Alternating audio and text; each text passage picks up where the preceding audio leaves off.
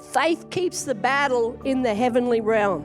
Fear wants to shift the battle from the spirit to the natural.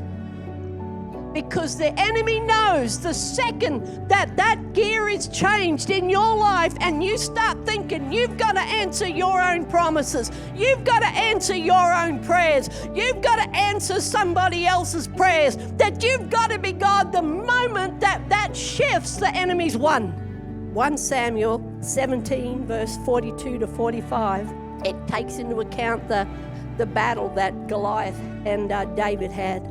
In verse 42, and when the Philistine looked about and saw David, he disdained him, for he was only a youth and ruddy and good looking. What that's got to do with anything, I'll never know, but still, he was a youth and ruddy.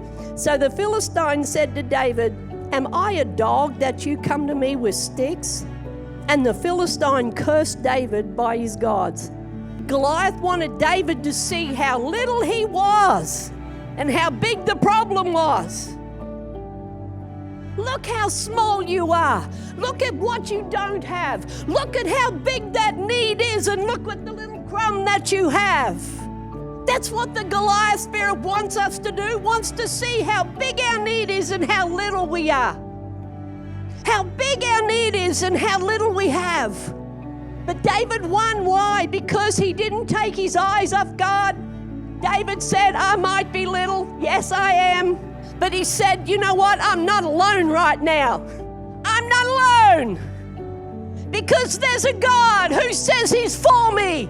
You see, what happens is sometimes we get into a bind in everyday life and our needs are big and we're looking at our bank account, or we're looking at our isolation or our heartache or our loneliness, and we're just looking at God, look at this, there's not much here.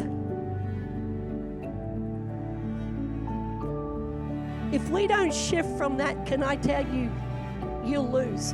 You have to get on board with what God is saying.